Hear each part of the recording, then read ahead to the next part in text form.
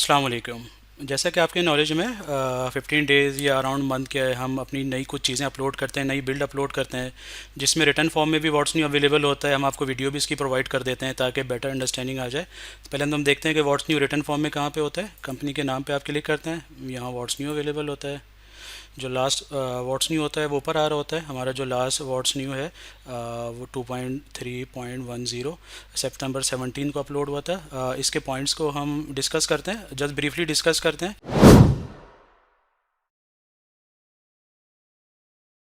पहला ऑप्शन है हमारे पास टारगेट एंड रिपोर्टिंग। हमने टारगेट एंट्री फॉर्म को इंट्रोड्यूस किया है, जिसके बेसिस पे आप टारगेट एंटर करके target versus achievement report view कर सकते हैं। आइए हम देखते हैं ये कहाँ पे अवेलेबल है। इसकी सेपरेट वीडियो भी अवेलेबल होगी, तो हम बहुत डिटेल से इसको डिस्कस नहीं करेंगे यहाँ पे। आपके पास सबसे पहले तो सब्सक्रिप्शन होनी ज़रूरी है इसके लिए। उसके लिए आप सब्सक्रिप्शन पे जाएंगे और यहाँ से टारगेट एंड कमीशन के आप एड ऑन जो है इसको बाय करेंगे। उसके बाद आपके पास यहाँ पे जनरल के अंदर टारगेट एंड कमीशन आ जाएगा। यहाँ पे आप टारगेट्स एंटर करेंगे। जो भी टारगेट्स आपने एंटर किए होंगे, इसके बेसिस पे जो भी उस यूज़र के अंदर सेल होगी उसको आप जाके रिपोर्ट्स के अंदर आप टारगेट लिखेंगे। यहाँ पे जाके आप जो भी सेलमैन वगैरह पे दिया होगा आप इसको व्यू करेंगे। तो ये आपकी जो भी अचीवमेंट हुई होगी वो यहाँ पर आ जाएगी। इसकी सेपरेट वीडियो भी अवेलेबल होगी, वो भी आप उसमें देख सकते हैं इसके अंदर। सेकंड ऑप्शन है हमारे पास पॉइंट ऑफ सेल ऑनलाइन के अंदर। इसी तरह ऑफलाइन के अंदर हमने कुछ चीज़ें ऐड कर दी हैं। आपके पास बैंक ट्रांसफ़र का ऑप्शन है। अगर कोई आपके पास रिटेल पे आया हुआ है और वो आपके बैंक में पैसे ट्रांसफ़र कर रहा है, वो ऑप्शन भी अवेलेबल है। इसके अलावा मल्टीपल क्रेडिट कार्ड्स के ऑप्शन भी अवेलेबल हैं। नॉर्मली कभी आपके पास होता है बड़े सेटअप में आप मल्टीपल मशीन्स लेके यूज़ कर रहे होते हैं, कोई एक मशीन ख़राब हो जाती है तो आप दूसरे वाले मशीन से स्वैपिंग कर लेते हैं। इसके अलावा क्रेडिट सेल का ऑप्शन, ये सारी चीज़ें हमारे पास ऑनलाइन ऑफलाइन में अवेलेबल हो गई हैं। इसको हम देखते हैं। इसके लिए हम पीओएस पर आते हैं, कोई हम प्रोडक्ट सेलेक्ट कर लेते हैं, स्टेप 2 पर आते हैं। अब देखिए मेरे पास यहाँ पे ये बिल बना है, इसमें डिफरेंट ऑप्शन अवेलेबल है। मैं कैश पे भी पेमेंट रिसीव कर सकता हूँ, क्रेडिट पे भी कर सकता हूँ, यानी कि उसने मुझे पैसे नहीं दिए, उसने कहा बाद में दूंगा। मैं बैंक ट्रांसफ़र कर सकता हूँ। मेरे जितने भी बैंक्स होंगे जिनको मैंने क्रेडिट कार्ड से अटैच नहीं किया होगा, मेरे पास बैंक ट्रांसफ़र में वो अवेलेबल होंगे। इसी तरह मैं क्रेडिट कार्ड्स के भी अगर मेरे डिफरेंट बैंक्स होंगे, मैंने अभी एक ऐड किया हुआ है वो आ रहा है, मल्टीपल बैंक्स यहाँ पर आ रहे होंगे। तो आप कोई एक सेलेक्ट कर सकते हैं या मल्टीपल सेलेक्ट कर सकते हैं। लाजमी आते है आपकी पेमेंट जो है वो यहाँ पे ब्रेक होकर आ रही होगी। आपने कहा 50 रुपीज़ कैश दे दिए उसने, वैसे तो ऐसा पॉसिबल नहीं है, लेकिन हम एक जनरल केस में देखते हैं क्या क्या हो सकता है। 200 इसने यहाँ पर आपके पास कार्ड के अंदर आपको कार्ड नंबर एंटर करना होता है। कोई भी लास्ट डिजिट आप यहाँ पर एंटर कर लें या मिनिमम डिजिट जो भी अवेलेबल है। पेमेंट रिसीव पे आप जब जाएंगे तो आपके पास पूरी डिटेल आ गई, cash, credit card, bank transfer, credit sale कितनी हुई, कार्ड से क्या पेमेंट आई। तो अब ये सारे ऑप्शन आपके पास पॉइंट ऑफ सेल पर अवेलेबल हैं। थर्ड ऑप्शन है हमारे पास कि हमने पॉइंट ऑफ सेल के ऊपर और सेल इनवाइस के प्रिंट के ऊपर कुछ आपको फर्दर ऑप्शंस दे दिए हैं, जिसमें आप शॉर्ट नेम को प्रिंट कर सकते हैं कस्टम टेम्पलेट्स के अंदर। एसक्यू भी आप वहाँ पे अटैच कर सकते हैं। आप जो आपकी रिटेल की प्रिंट होंगे आपके पास पॉइंट ऑफ सेल की रिटेल प्राइस वगैरह, इसको हम थोड़ा सा देख लेते हैं। इसके लिए कंपनी सेटिंग में हमें जाना होता है। प्रिंटिंग टेम्पलेट्स में हम अगर पीओएस पर आ जाते हैं, इसके कस्टमाइज टेम्पलेट पे, तो यहाँ पे कुछ ऑप्शंस आ गए हमारे पास। प्रोडक्ट शॉर्ट नेम आ गए आपके पास। यहाँ पे एसक्यू आप प्रिंट कर सकते हैं। इसी तरह रिटेल प्राइस, ये जो ऑप्शन आप इसको एनेबल करेंगे तो आपके पास प्रिंट के ऊपर ये ऑप्शंस अवेलेबल हो जाएंगे। इसके अलावा हमारे पास जहाँ जहाँ प्रोडक्ट की सर्चिंग होती है, चाहे फॉर्म्स के ऊपर या रिपोर्ट्स के ऊपर, हमारे पास 4 किस्म की सर्चिंग होती थी। प्रोडक्ट के कोड से, प्रोडक्ट के नेम से, प्रोडक्ट के एसक्यू से और बार कोड से। अब हमने एच एस कोड भी दे दिया है, क्योंकि जो डिजिटल के जो हमारे क्लाइंट्स हैं इसमें एच एस कोड काफ़ी ज़्यादा वो यूज़ कर रहे होते हैं। हम इसको थोड़ा सा देख लेते हैं। सेल इनवाइस पे आके आपने अगर प्रोडक्ट में वो जो भी ऑप्शन दिए हुए होंगे चारों में, तो यहाँ पर आपके पास अगर मैंने वहाँ पे दो ऑप्शन दिए सेव किए हुए हैं, प्रोडक्ट कोड सेव किया हुआ है मैंने और प्रोडक्ट नेम मैंने सेव किया हुआ है। अगर मैंने वहाँ पे बार कोड दिया हुआ होगा, मैंने एस क्यू दिया हुआ होगा, एच एस कोड दिया हुआ होगा, वो यहाँ पर आ रहे होंगे और मैं उसके सर्च भी कर सकता हूँ, चाहे वो मेरे फॉर्म हो चाहे वो मेरी रिपोर्ट्स हों।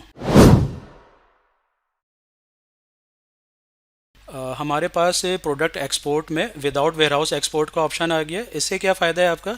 इससे ये होता है, हम पहले आकर देखते हैं इसके ऊपर। प्रोडक्ट्स के ऊपर, पहले जब आप प्रोडक्ट्स एक्सपोर्ट करते थे तो वो अवेलेबल वेयरहाउस, जितने भी मल्टीपल वेयरहाउस से ब्रांचेज हैं, उनके साथ डाटा एक्सपोर्ट होता था और उनके साथ वेयरहाउस की क्वांटिटीज़ भी होती थी। आपको बाज़ औक़ात जब प्रोडक्ट की सी प्राइसेस अपडेट करनी होती थी तो वहाँ पे थोड़ी सी मॉडिफिकेशन करके फिर आप इंपोर्ट करते थे। अब इसकी ज़रूरत नहीं होगी आपको। आप जब एक्सपोर्ट करेंगे यहाँ पे, आपको अगर सिर्फ प्राइसेस या कोई डाटा अपडेट करना है तो आपको प्रोडक्ट को क्वांटिटी के साथ एक्सपोर्ट करने की ज़रूरत नहीं है। जस्ट आप एक्सपोर्ट टू एक्सेल करेंगे इसको, आपके पास ये प्रोडक्ट्स एक्सपोर्ट हो जाएंगी। इनमें जो भी आपको मॉडिफिकेशन करनी है कोड के अलावा, कोड आप चेंज करेंगे तो नई प्रोडक्ट बन जाती है। आप नेम, प्राइसेस जो भी अपडेट करना है ये करेंगे। इसके अलावा देखें, अब आपके पास वेयर हाउस की क्वांटिटीज़ अवेलेबल नहीं है, आप जस्ट इसको इंपोर्ट कर लें, आपका डाटा जो है वो अपडेट हो जाएगा।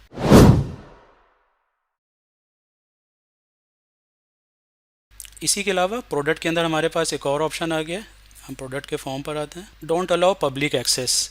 हमारे कस्टमर पोर्टल, हमारा एक नया ऑप्शन आने वाला है, लॉन्च हो चुका है ये, आप वो उसको अवेल कर सकते हैं हमारे पास। उसमें ये होगा कि आप कि अपनी ऐप होगी जिसमें आप अपनी मर्ज़ी से चाहेंगे मेरी ये वाली प्रोडक्ट जो है वो मेरे पास तो नज़र आए, लेकिन मैं जो पोर्टल में अपने कस्टमर्स को एक्सेस दे रहा हूँ कि ये प्रोडक्ट नज़र आए, ये वाली नहीं आए। तो जिसको आप चाहते हैं कि नज़र नहीं आए उसमें आप डोंट अलाउ का चेक लगा देंगे तो ये प्रोडक्ट कस्टमर पोर्टल पर कस्टमर्स को आपके नज़र नहीं आएंगी। टैक्स के अंदर हमने कुछ मॉडिफिकेशंस की हैं। Tax type is not available for non digital, digital invoice, और दोनों के अंदर हमारे पास टैक्स टाइप आ गई हैं, चाहे आपकी डिजिटल इनवाइस से इंटीग्रेटेड कंपनी हो या विदाउट डिजिटल इनवाइस से हो। हम यहाँ पर आके देखते हैं कि ये कहाँ पर ऑप्शन अवेलेबल है। आप टैक्सेस में जब आएंगे, आप सेटअप में आएंगे, यहाँ पे टैक्सेस में आएंगे, तो आप जब न्यू टैक्स ऐड करेंगे तो यहाँ पे टैक्स टाइप का ऑप्शन आ गया, रेगुलर टैक्स, एक्स्ट्रा टैक्स और फर्दर टैक्स। रेगुलर टैक्स आपके नॉर्मल टैक्सेस होते हैं, एक्स्ट्रा टैक्स भी इसी तरह आपके एक्स्ट्रा टैक्स होते हैं। फर्दर टैक्स जो आपके एक्स्ट्रा 3%, 4% आप रजिस्टर्ड, नॉन रजिस्टर्ड, रजिस्टर्ड से तो नहीं, नॉन रजिस्टर्ड से आप इसको क्लेम कर रहे होते हैं। तो आपको यहाँ पर जो रेगुलर टैक्स हैं वो रेगुलर टैक्स हैं, एडिशनल टैक्स मैंने एक फर्दर टैक्स के नाम से बना दिया है यहाँ पे। टैक्स के अंदर ही हमारे पास एक और ऑप्शन आ गया है कि आप टैक्स बता सकते हैं कि ये टैक्स प्रोडक्ट के ऊपर मेरा डिस्काउंट से पहले अप्लाई हो या बाद में अप्लाई हो। वैसे तो नॉर्मली पहले तो हमेशा टैक्स ज़्यादातर हमारा पहले प्रोडक्ट पे हम डिस्काउंट अप्लाई करते हैं, उसके बाद टैक्स अप्लाई होता था, लेकिन अभी गवर्नमेंट ने कुछ चीज़ें चेंज की हैं, कुछ टैक्सेस ऐसे इंट्रोड्यूस किए हैं जो डिस्काउंट से पहले यानी ग्रॉस पे पहले टैक्स अप्लाई हो जाता है फिर डिस्काउंट अप्लाई होता है। ये आप कैसे मैनेज कर सकते हैं इसको हम देखते हैं। इसके लिए हम प्रोडक्ट्स के ऊपर आते हैं, किसी भी प्रोडक्ट में आ जाता हूँ मैं। इसमें प्रोडक्ट के अंदर भी यहाँ भी टैक्सेस से जा सकता हूँ, डायरेक्ट भी जा सकता हूँ। मैं यहाँ पे ऐड करूँगा, अगर मैंने यहाँ पे normal product select, tax select किया मैंने, यहाँ पे आप देखें दो ऑप्शन आ रहा है मेरे पास। डिफ़ॉल्ट आफ्टर डिस्काउंट वाला ही आता है, अगर आपको बिफोर लगाना है आप बिफोर सेलेक्ट करेंगे।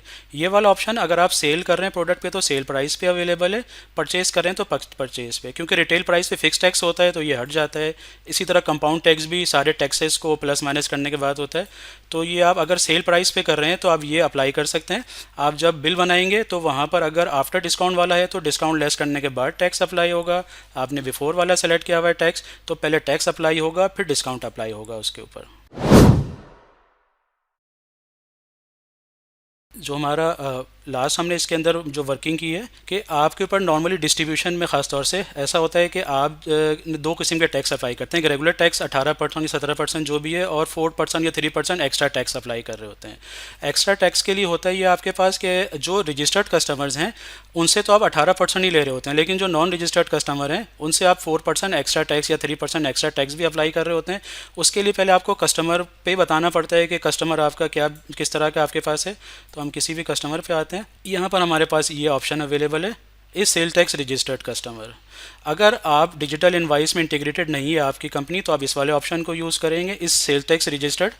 जिस कस्टमर पे सेल टैक्स रजिस्टर्ड का चेक लगा हुआ होगा और आपने जब बिल बना रहे होंगे प्रोडक्ट के ऊपर आपने दो टैक्स अप्लाई किए हुए होंगे, एक आपने रेगुलर टैक्स अप्लाई किया होगा, एक एक्स्ट्रा टैक्स। तो एक्स्ट्रा टैक्स सिर्फ उस कस्टमर पे लगेगा जिसमें ये टैक्स एनेबल नहीं होगा। यानी इस केस में अगर मैं एनेबल कर दूंगा क्योंकि ये रेल टैक्स रजिस्टर्ड कस्टमर है तो इसके ऊपर एक्स्ट्रा टैक्स अप्लाई नहीं होगा। इसी तरह मेरी अगर कंपनी जो है वो डिजिटल इनवाइस से इंटीग्रेटेड है तो अगर मैंने यहाँ पे इसका एनटीएन या रजिस्ट्रेशन नंबर दिया है तो ये रजिस्टर्ड कस्टमर कंसीडर होगा, अदरवाइज नहीं होगा, इस पर दोनों टैक्सेस अप्लाई होंगे। इसके अलावा कंपनी सेटिंग में हमारे पास एक ऑप्शन आ गया वहाँ पे कि आप अपने यूज़र्स को बॉन्ड कर सकते हैं कि जो सेल ऑर्डर बने, सेल ऑर्डर में अगर किसी प्रोडक्ट की 10 क्वांटिटी है तो पहले हमारे पास था कि आपने हमने ओपन छोड़ा हुआ था कि आप उससे ज़्यादा भी डिलीवर कर सकते हैं। इसी तरह परचेज़ में आपके पास जो गुड रिसीविंग बनी है उससे ज़्यादा भी रिसीव कर सकते हैं। हमने इसको कंपनी सेटिंग में दे दिया है कि जिसको ज़्यादा करना है वो कर सकता है। अगर आपको चाहते हैं कि रिस्ट्रिक्शन लग जाए आप इसको बाउंड कर सकते हैं। वहाँ पे हम कंपनी सेटिंग्स में आते हैं, सेटिंग्स में जनरल सेटिंग्स में आते हैं। यहाँ पर हमारे पास ये ऑप्शन लग गया है sales purchase order quantity restriction. अगर आपने इसको एनेबल कर दिया है और आपने किसी प्रोडक्ट की अगर सेल ऑर्डर में 10 क्वांटिटी दी है तो आप 10 के अंदर अंदर तो उसको कर सकते हैं मल्टीपल टाइम डिलीवरी, लेकिन 10 से ज़्यादा करेंगे आपको रोक देगा। इसी तरह परचेज़ के अंदर आपने गुड रिसीविंग अगर 5 पीसीस की है तो 5 से ज़्यादा रिसीव नहीं कर सकते। इसी से रिलेटेड हमारे पास सेल ऑर्डर के अंदर एक कॉलम अवेलेबल था रिमेनिंग का, जिसमें आपको पता चलता था कि आपने सेल ऑर्डर कितने बनाए हैं, उसमें कितने अवेलेबल यानी कि रिमेनिंग आपके पास है, आप फर्दर कर सकते हैं। परचेज़ में नहीं था वो हमने परचेज़ में भी दे दिया। हम दोनों में देखते हैं। सेल्स ऑर्डर पे मैं अगर आता हूँ तो मेरे पास रिमेनिंग का ऑप्शन यहाँ पे कॉलम अवेलेबल होता है। अभी क्योंकि मैंने इसको डिलीवर नहीं किया तो रिमेनिंग भी वन है। इसी तरह हमने परचेज़ के अंदर भी दे दिया, परचेज़ ऑर्डर के अंदर इसमें हमने ऑलरेडी इसको यूज़ किया हुआ है। अब अगर इसको देख सकते हैं पार्शली रिसीव है, तो ये अच्छी एग्जांपल है हमारे पास कि 20 क्वांटिटी थी, हम 14 रिसीव कर चुके हैं, 6 अब हम फर्दर जो है वो और रिसीव कर सकते हैं। इसी तरह हम सीआरएम के अंदर डिफरेंट मॉडिफिकेशंस कर रहे होते हैं, वो आपको हर बिल्ड में कुछ ना कुछ नज़र आएंगी जो भी हमें बेहतर लग रहा होता है। आपके पास जो डेट है, डेट के लिहाज से डिसेंडिंग डाटा हो रहा होगा आपके पास कि सबसे जो लेटेस्ट डेट है वो ऊपर आ रही होगी। इसी तरह टाइम आपके पास असेंडिंग में आ रहा होगा। एक ही डेट में डिफरेंट आपके पास अगर वहाँ पे कॉल्स आ रही हैं तो वो पहले आपके पास आ रही होंगी। टिकट मॉड्यूल के अंदर हमने एक छोटी सी मॉडिफिकेशन की है, क्रिएटेड बाई। टिकट्स भी हमारे सीआरएम का पार्ट है कि पहले टिकट हम बना के असाइन कर रहे होते थे लोगों को कि ये टिकट किसके लिए है, लेकिन वो टिकट बनाया किसने है वो ऑप्शन नहीं आता था, वो भी हमने दे दिया है यहाँ पे। हम सीआरएम पे देखते हैं इसको, टिकट पर आते हैं। एक टिकट हम कोई क्रिएट कर लेते हैं, कॉन्टैक्ट हम कोई से भी ले लेते हैं। मेरे पास जितने एम्प्लॉइज़ होंगे उनके नाम पे, मैंने तारिक के नाम पे ये बनाया है मैंने। इसका स्टेटस आ रहा है, डिफरेंट टैग्स आ रहे होते हैं यहाँ पे। मैं इसको सेव एंड क्लोज़ करता हूँ। अब ये मैंने असाइन तारीख को किया है, बनाया निहाल ने। इसी तरह लास्ट टाइम निहाल ने बनाया हुआ था निहाल के नाम पे। तो आपके पास दोनों चीज़ें आती हैं कि ये क्रिएट किसने किया है, ताकि हम उससे पूछ सकें भाई कब क्रिएट किया है, क्या किया है। इन्फॉर्मेशन हमारे पास अब प्रॉपर्ली अवेलेबल है यहाँ पे। होम स्क्रीन के ऊपर ये आप ऑलरेडी ख़ुद भी नोट कर रहे होंगे कि आप जब होम स्क्रीन पर आते हैं तो आपके पास प्रॉपर्ली यहाँ पर कुछ ऑप्शंस आ गए, जिसमें हमारी नई ऐप्स या नए ऑप्शन जो भी अवेलेबल हैं वो यहाँ पर आएँ। या आहिस्ता आहिस्ता चीज़ें ऐड होती रहेंगी। जो पुराने हो जाएंगे वो शायद हम हटा दें, नई हमारी जो भी मॉड्यूल्स आएंगे, नई इन्फॉर्मेशन आएंगी, वो आपको डायरेक्टली आसानी से होम स्क्रीन पर अवेलेबल होंगी। स्कैनिंग का ऑप्शन हमने प्रॉपर्ली, जिस तरह आप सेल पीओएस के फॉर्म के ऊपर स्कैनिंग कर रहे होते हैं, इसी तरह सेल इनवाइस, परचेज इनवाइस और स्टॉक मूवमेंट, स्कैनिंग का ऑप्शन तो पहले से अवेलेबल था, लेकिन वो जिस तरह पॉइंट ऑफ सेल पे वर्किंग होती थी उस तरह की वर्किंग नहीं थी, वो हमने दे दिया यहाँ पे। हम अगर सेल इनवाइस पे आके देखते हैं, पहले क्या था, पहले आप क्विकली ऐड प्रोडक्ट करते थे और यहाँ से स्कैन कर रहे होते थे, इसमें आपको थोड़ा सा टाइम लगता था। अब हमने उन फॉर्म्स पे जो वहाँ जिक्र हुआ हुआ है, आप डायरेक्ट यहाँ पे अपना कर्सर रखेंगे और स्कैनिंग करते रहेंगे तो आपकी प्रोडक्ट्स यहाँ से ऐड होती रहेंगी, तो ये और कन्वीनियंट हो जाएगा आपके लिए। डिजिटल इनवाइस के हवाले से, जो हमारे काफ़ी सारे लोग डिजिटल इनवाइस में ऑलरेडी इंटीग्रेटेड हैं हमारे साथ, ऑलरेडी लूप में भी आ रहे हैं। हम डिफरेंट ऑप्शंस ऐड करते रहते हैं। कुछ ऑप्शंस तो एफबीआर या डिजिप्राल की तरफ से ऐड होते हैं, वो हम साथ साथ कर रहे होते हैं। कुछ हम नोट करते हैं कि बेहतरी के लिए वो चीज़ें आ गई यहाँ पे। क्रेडिट आपके पास सेल इनवाइस पे तो ऑप्शन अवेलेबल है कि अपनी सेल्स को पोस्ट कर सकते हैं। डेबिट नोट का ऑप्शन भी अवेलेबल है कि आपने अगर सेल की किसी को, आपका जो कस्टमर है वो आपको अगर रिटर्न करता है, वो वहाँ से, क्योंकि वो पहले परचेज़ दिखाएगा फिर वो परचेज़ रिटर्न दिखाएगा, उस परचेज़ रिटर्न के अगेंस्ट में आप सेल रिटर्न दिखाएंगे तो आपके पास डेबिट नोट बन जाएगा यहाँ पे। सेकंड ये है कि आपके पास आपकी इनवाइस अगर हिट हो जाएगी तो वहाँ पे प्रॉपर पेलोड आता है और आपके पास प्रॉपर्ली आइकन आ रहा होता है वहाँ पे कि ये इनवाइस आपकी हिट हो गई है। इसी तरह तीसरा जो है, एरर लॉग जब आपके पास आते हैं तो वहाँ पे एरर का सिंबल आता है और उनकी डिटेल भी आती है। हम इसको थोड़ा सा देख लेते हैं। सेल इनवाइस पे हम आते हैं, इनवाइस की लिस्टिंग पे आते हैं। मेरी जो इनवाइसेस मैंने ट्राई की होंगी हिट की, उन पे आ रहा होगा। आप देखें ये मैंने हिट की है, क्योंकि लाजिम बात है मैं प्रॉपर्ली, हमारे पास प्रोडक्शन टोकन मैंने यूज़ नहीं किया है तो मेरे पास ये एरर आ रहा है। मैं इन पर क्लिक करूँगा तो मेरे पास यहाँ पर जो भी एरर इसके पीछे है वो यहाँ पर आ रहा होगा। मैं इसको पिन कर सकता हूँ, अगर बड़ा एरर मैसेज है मैं इसको देखना चाह रहा हूँ ज़्यादा देर तक, वरना ही हट जाएगा 10 सेकंड के बाद। मैं इसको कॉपी करना चाहता हूँ तो मैं कॉपी कर सकता हूँ। इसी तरह आपके पास अगर आपका डॉक्यूमेंट हिट हो जाता है, यहाँ पे उसका सिंबल आ जाएगा, तो प्रॉपर पेलोड होगा जिसमें आप पूरी डिटेल देख सकते हैं कि क्या क्या चीज़ें किस तरह आपके हिट हुई हैं। नेक्स्ट हमारा इसी से रिलेटेड है कि हमने डिजिटल इनवाइस पोस्टिंग का एक बटन दे दिया है वहाँ पे, ताकि जिस इनवाइस को आप हिट करवाना चाह रहे हैं डिजिटल में सिर्फ वही इनवाइसेज हिट होंगी। वो उसके लिए उसको कम से कम अप्रूव होना ज़रूरी है, ड्राफ्ट और पेंडिंग नहीं होती हैं, क्योंकि उनका स्टेटस वो प्रॉपर्ली डाटाबेस में हिट नहीं होती हैं। मैं किसी भी अप्रूव पे जाता हूँ तो मेरे पास देखें पोस्ट टू एफबीआर का ऑप्शन अवेलेबल है। अगर मेरे पास प्रॉपर्ली चीज़ें मेरी इंटीग्रेटेड हैं, मेरा प्रोडक्शन टोकन और प्रोडक्ट से रिलेटेड सारी चीज़ें हैं, तो ये डाटा मेरा हिट हो जाएगा इनवाइस का। अदरवाइज़ मेरे पास वहाँ भी एरर आ जाएगा लिस्टिंग पे, यहाँ भी आपके पास एरर आ गया किस वजह से मेरा डाटा एफ में हिट नहीं हो। तो ये हमारा व्हाट्स न्यू था वर्जन 2.3.10 जो सितंबर 17 को अपडेट हुआ था। हमने इसके सारे पॉइंट डिस्कस किए हैं। उम्मीद है आपको ये ऑप्शंस पसंद आए होंगे, तो इस वीडियो को लाइक करना, अपने कमेंट्स देना ना भूलिएगा। Thank you.